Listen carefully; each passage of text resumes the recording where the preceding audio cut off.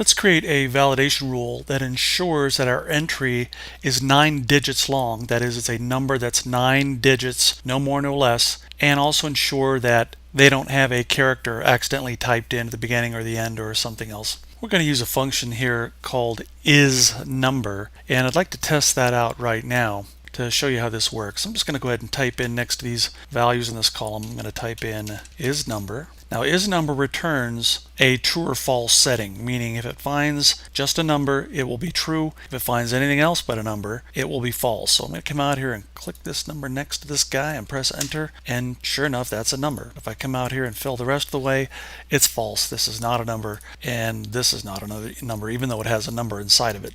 Now to set this up, I'm going to come out and click on column C, and I will come out to my data tab and choose data validation, data validation. I'm going to come down here under allow under the settings tab and choose custom. Now in the custom box, I'm going to go ahead and type in equals and if you'll remember the and function, you enter values separated by commas, and as it goes out and looks at each one of these parameters, it tests to see if it's true or not. If any one of the values is false, the whole thing evaluates to false and it won't allow the entry. So I'm going to come out here and I'm going to say and we're going to go ahead and check the length of cell C1, and we want to make sure that that length is equal to 9 digits. So that's the first one. That has to be true for it to allow the entry. And we're going to come out and make sure it is a number. So I'm going to type in is number, open parentheses, C1, close the whole thing in a paren. Both of these have to be true. The length of C1 has to be equal to 9, and it has to be a number. I'm going to go ahead and click OK, and we will give this a shot. Type in 1, 2, 3, 4, 5, 6, 7, 8, 9. Press enter.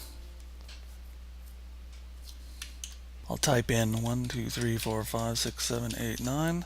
Press enter. I'll type in 1, 2, 3, 4, 5, 6, 7, 8. Won't allow it. We'll retry it. I'll type in A, 1, 2, 3, 4, 5, 6, 7, 8. Won't allow it. So it looks like it's working. Let's add some helpful messages for my users when they're using this validation rule. Come back, select my validation rule, choose data, data validation, data validation, and under the input message, we'll go ahead and type in, under the input message, we'll say something like, we'll say must be exactly 9 digits, no text, characters. And under the error alert, put in either what you'd like, just information, warning, stop. Let's use a warning. Type in invalid entry, must be 9 digits, and no text, something like that. And I'll click OK. So now when I come back out here, I click on a cell, you can see automatically I'm getting this. Maybe it's annoying, but it's this little yellow label telling the person what they're supposed to type in. So if I come down here and type in 1, 2, 3, 4, 5, 6, 7, 8, 9, 0, press enter, I get the message that says it must be 9 digits and no text. Continue, say yes. Now that allows me just to continue with the entry. I could have also set that up to say, no, you're not allowed. You have to go back and fix that up.